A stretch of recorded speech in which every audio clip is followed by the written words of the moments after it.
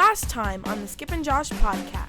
I hope Caulfield never comes out of the lineup ever again. All I want to see is Cole Caulfield play. Like, he was actually other than Suzuki, and they were playing together, the only chance they had to score was when those guys were out there. The only chance they had to score was when those guys were out there. And when Caulfield got the puck on his stick with like 5-10 seconds left, I was like, oh my God, if he scores, like how like the city would erupt. I was going to say the building would erupt, but there's no one in it.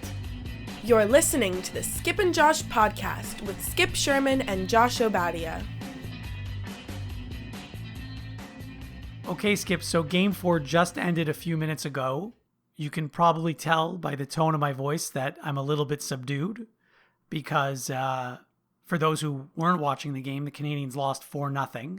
The game was basically over in the second period. In fact, when it was 3-0, I went to make a sandwich because I just had no interest anymore. It's funny because I just told you I have really good notes. Like, considering the game was such a blowout and so boring. Well, I mean, if you're a Canadiens fan, it was boring. But, like, I have some really good notes. And one of them is, when it was 2-0, the game was over. Mm-hmm. Like, the game was over when it was 2-0. It was probably over, actually, when it was 1-0. The thing is, the Canadiens actually did have some scoring chances in this game, which was nice. But the power play is still anemic. I don't think they've scored a power play goal in about a month or something like that. Who knows? It's brutal. Power play is brutal. They should decline the penalties. They should. The only positive I could pull out of this game, there's none. I'm reaching now. Okay.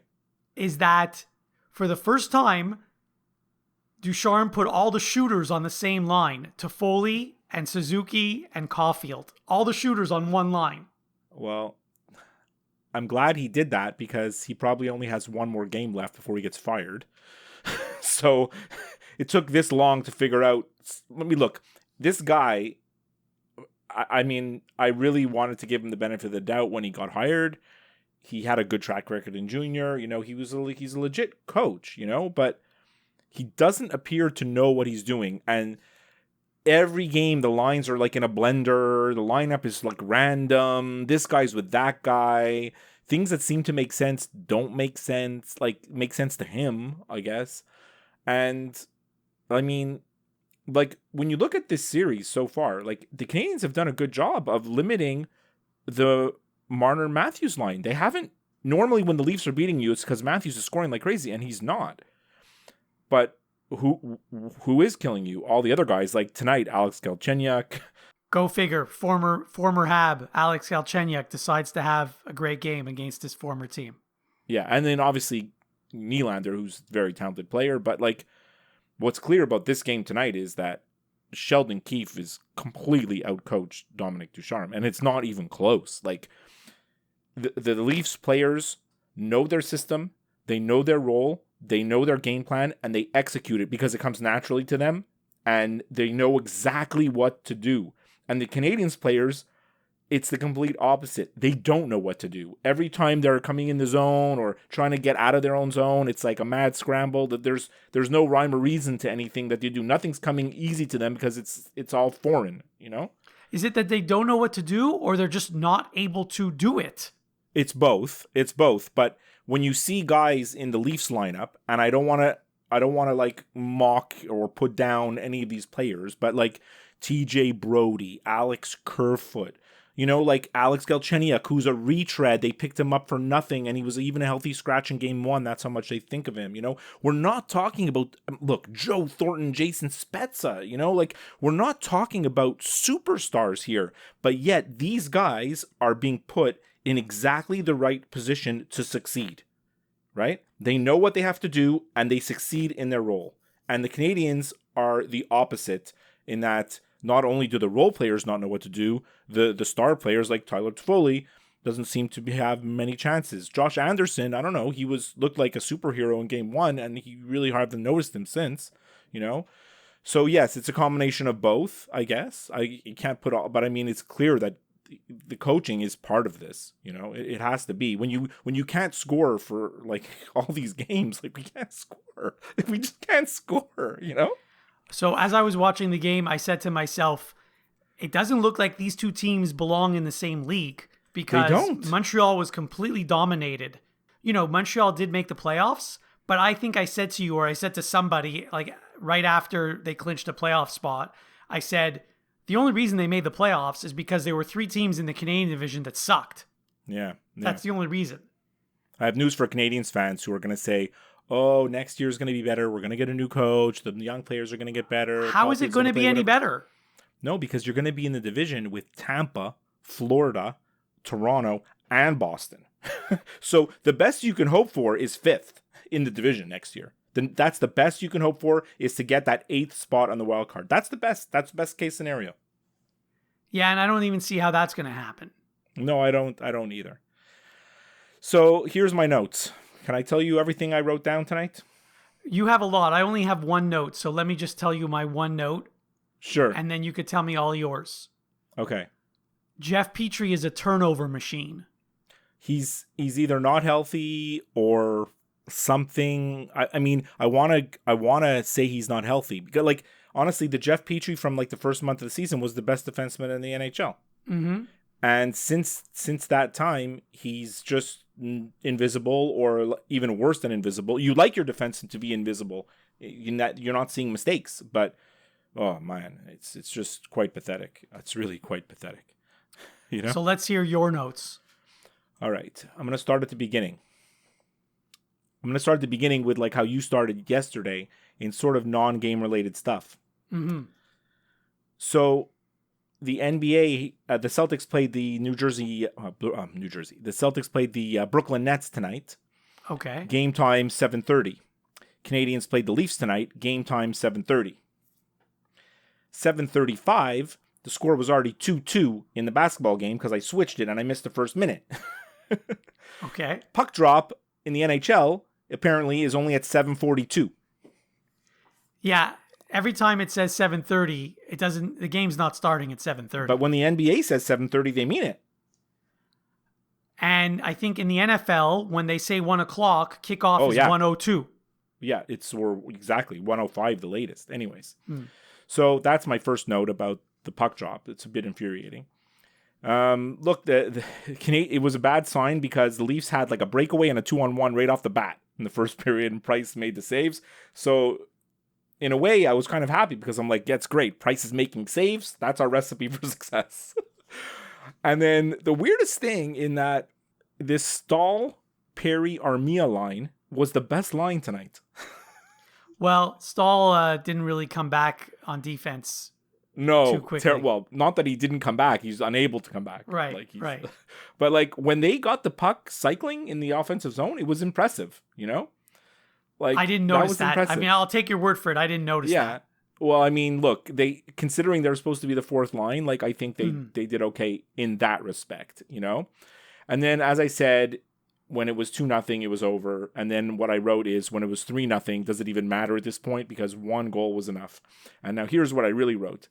You know that episode of Seinfeld? It was exactly midway, literally 10 minutes to go in the second period. I wrote this down. You know that episode of Seinfeld where they're sitting in the coffee shop and George says to Jerry, I can't envision any circumstance in which I'll ever have sex again.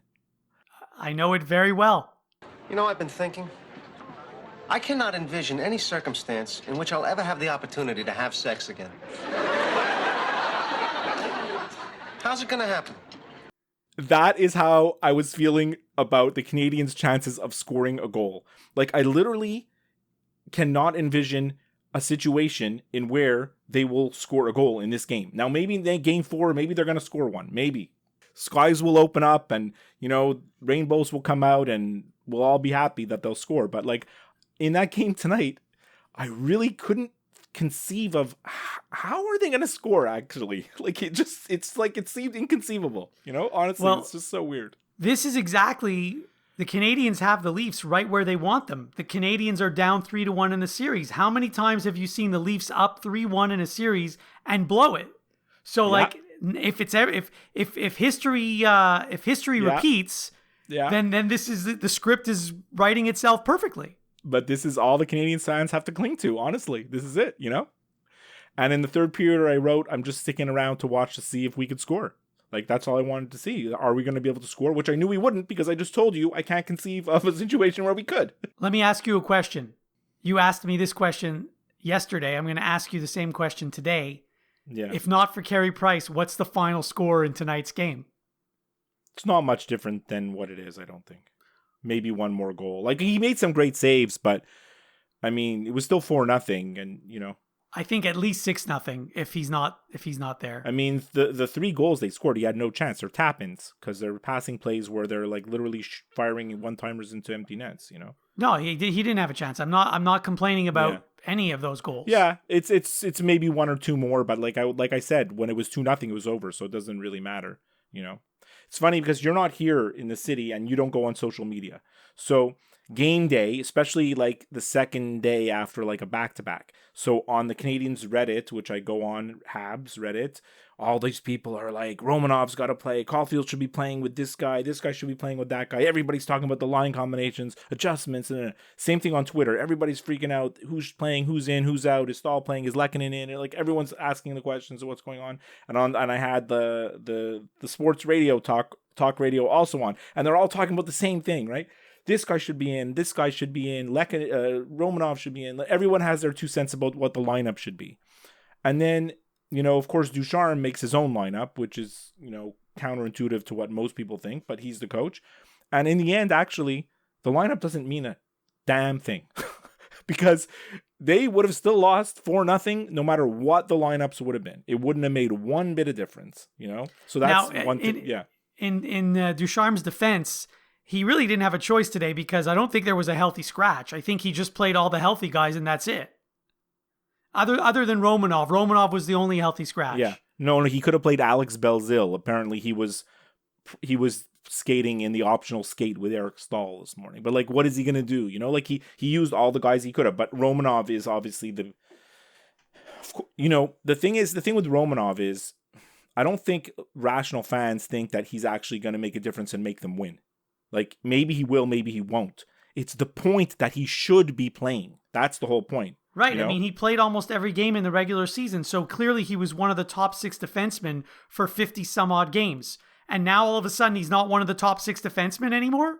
They brought him from Russia. They burned a year on his entry-level contract by bringing him up right away. And all we heard last year when they were in the bubble was Bergevin saying, well, we want to play him, but we're not allowed. Right? Because they had brought him from Russia and he didn't play on a team yet. Like they just weren't allowed by IIHF rules, right?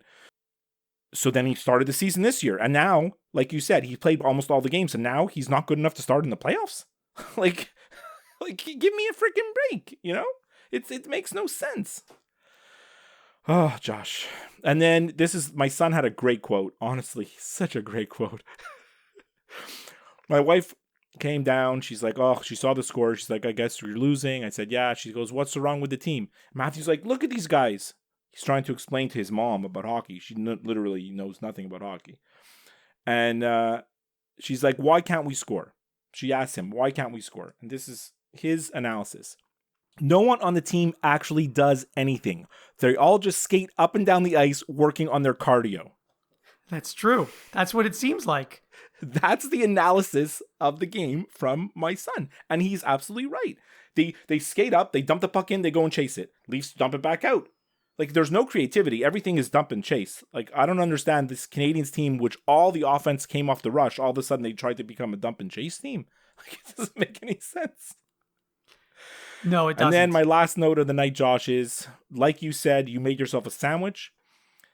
The best thing that happened to me tonight, in the second intermission, I made a smoothie, and it was amazing.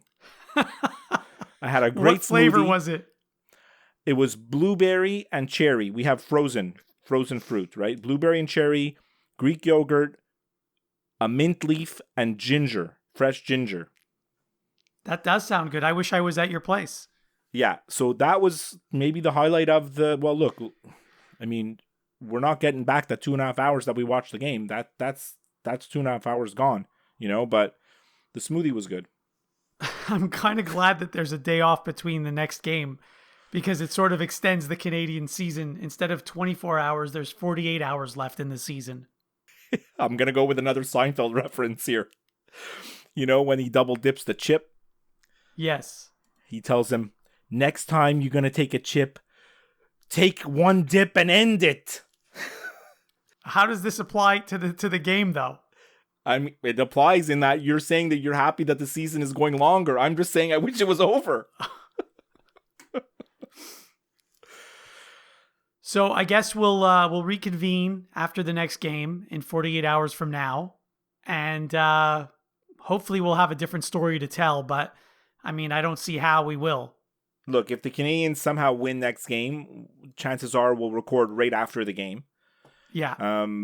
If they lose and the series is over, maybe we'll just record more at our regular time and do a recap. We'll see, right? I think I want to do it right after the game and get it over with. Right Just off. put me out of my misery. Take the Band-Aid off. One swoop, right? You don't pull it off slowly, right off. Yeah, okay. Well, I'm going to ask you the same question I asked you. Like, can the Canadiens win the next game? I mean, they can. You'd think normally when a team is at the brink of elimination, they will usually play their best game, right? That happens. So they can win the game. But I find when the Canadiens are in like a desperation mode, they feel like that the way to get out of that, like to wait to come back in a game or the way to change the momentum is like big hits and all this, like a lot of physical play. And it actually works against them. You know, they're exhausted. It's like they need to play smarter, not harder. That's my feeling. Yes, but they can't get into a finesse game because they don't have the skilled players, enough skilled players to play that kind of game. I guess you're right. So they have to play the physical game. Like the Canadiens needed to do to Toronto what Winnipeg did to Edmonton. But Winnipeg is a much better team. I've said all along during the regular season that Winnipeg is going to come out of this division in the playoffs. Yeah, I know. You told me that from the very beginning of the year. And actually, they probably will. You know? Anyway. Anyways, that's a discussion for another day, but I would favor them over Toronto. Yeah, I think I would. All right, well, have a good night. Have a good day tomorrow. I'll speak to you on Thursday night. At this time. Yeah. Okay. Okay, bye. Bye.